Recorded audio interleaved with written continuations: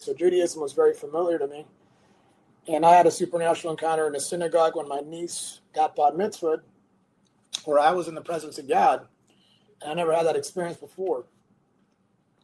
And I looked around to see if anyone else was experiencing this, and clearly I was the only one having this encounter with the presence of God in this Jewish synagogue, Temple Israel, in West Bloomfield, Michigan, which actually recently got attacked by a terrorist.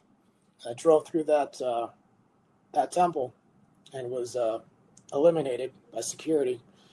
But in that temple, what I tell people is, sometimes I share this, especially with people that are Jewish.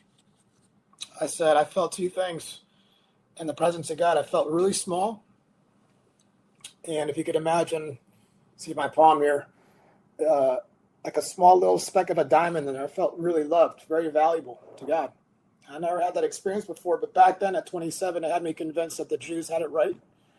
And then I went head in. I was all in. So much so that they thought I was going to become a rabbi. But I was going to law school, became a lawyer.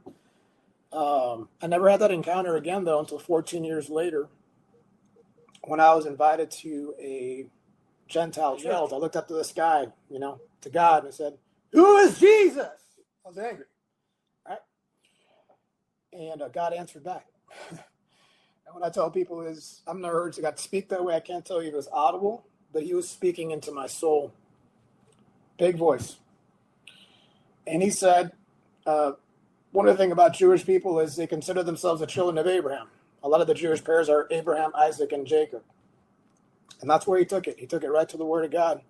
He said, Genesis 22:18, he said, did not promise to Abraham that through his seed, I got it right here in the Bible, and in thy seed shall all the nations of the earth be blessed, because thou hast obeyed my voice. God had told me that. Did I not promise to Abraham that through his seed I would bless all the nations of the world? And that seed is my son, Jesus